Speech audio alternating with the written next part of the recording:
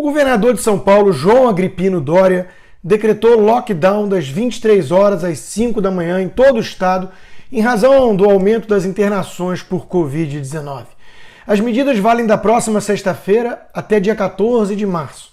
A medida foi anunciada em coletiva no Palácio dos Candeirantes, no Morumbi, zona oeste de São Paulo, na tarde dessa quarta-feira. Agripino ganhou gosto pelo autoritarismo, talvez por excesso de proximidade ao governo, ao regime chinês. Seu secretário já admitiu que alongar as horas de funcionamento dos estabelecimentos poderia reduzir a contaminação, pois dilui a frequência. É óbvio, mas não importa. Agripino não quer saber de lógica, de ciência, apesar dos seus discursos. Ele quer o povo trancado em casa e ponto final, com base nas cores e nas fases que ele cria. Vai ver, o vírus não atua em horário comercial, quando os metrôs e os ônibus estão lotados. Não há qualquer comprovação científica da eficácia dessas restrições, mas o governador não liga. Assim como o prefeito Calil, Dória quer mostrar poder e vem agindo como uma espécie de Napoleão dos trópicos, sempre em nome da ciência e da vida, claro. Pergunta, os pancadões vão continuar? O governador vai impedir o trânsito na Cracolândia também nesse horário? Os baile funks serão interrompidos? O governador vai se mandar para Miami novamente? O seu colega, prefeito tucano Bruno Covas, vai ao Maracanã para ver algum jogo? Artistas globais que aplaudem essas medidas vão para o Caribe com as suas famílias? Youtubers vão jogar ali uma pelada com os amigos?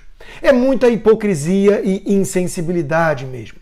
Nos Estados Unidos, o governador mais parecido é Andrew Cuomo, de Nova York, não por acaso adorado pela mídia esquerdista e também responsável por um dos piores resultados na pandemia, como acontece em São Paulo.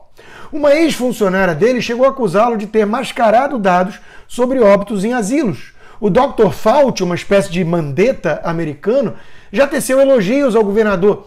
Para essa turma, resultados nunca importam, só a narrativa. Quando foi que achatar a curva virou fique em casa até aceitar o comunismo?